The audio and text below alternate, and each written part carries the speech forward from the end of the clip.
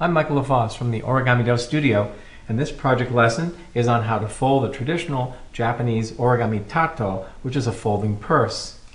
You can see how it could be opened, how neatly it closes. People use these for stamps and coins. You could use them for any flat object and from different sizes and kinds of paper.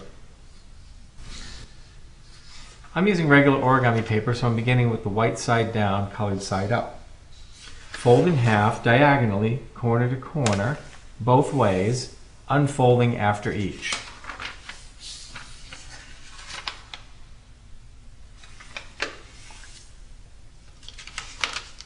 Turn the paper over, white side up, and fold in half edge to edge both ways, unfolding after each.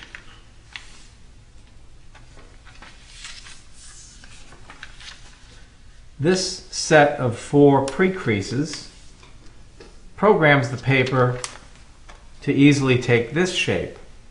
Push the corners to meet together at the top, and then even the layers out 2 and 2 on each side and flatten.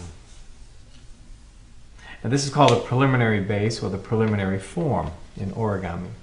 And you have 4 triangle-shaped pages. Lift one at a time, opening like a cone. Take care to keep these layers together on the table as you flatten the cone, aligning the top crease with the center axis line this way.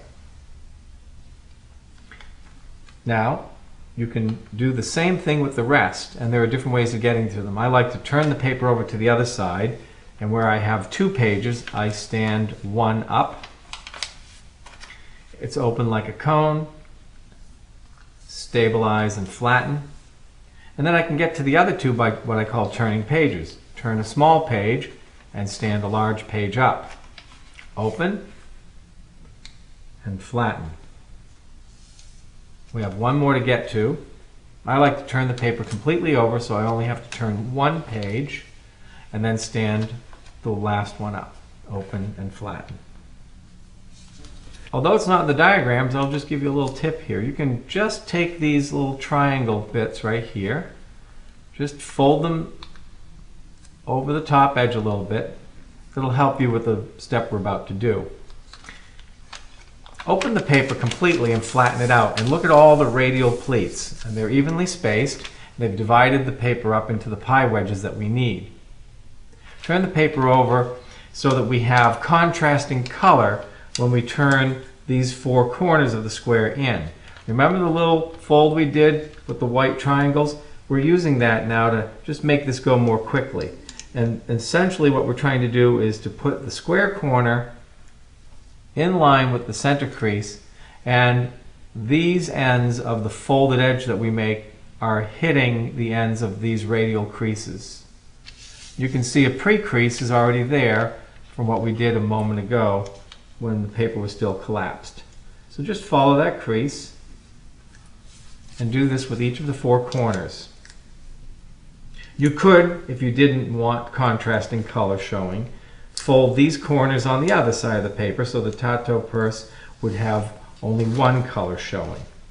And there are reasons for that. Perhaps the material you're using, whether it's fabric or paper, may have a nice looking side and then a not so nice looking side. Turn the paper over to the other side and orient it so you have 1 flat edge at the bottom. It doesn't matter which one, because what we're about to do is going to be done all the way around, one at a time. Take the flat edge and bring it to the horizontal center.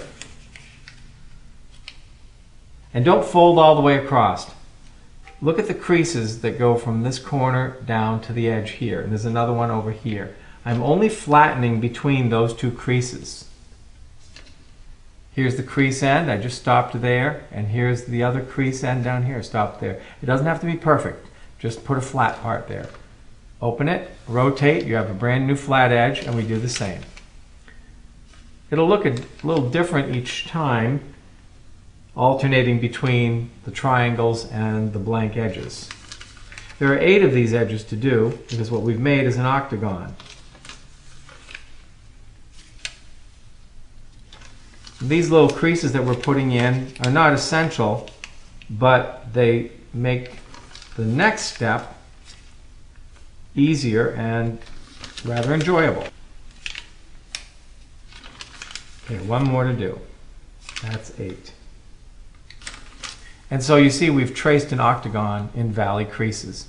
Take the bottom edge, it doesn't matter which edge. Use this crease to come up. And then remember the crease that's in the paper that we used as a guide?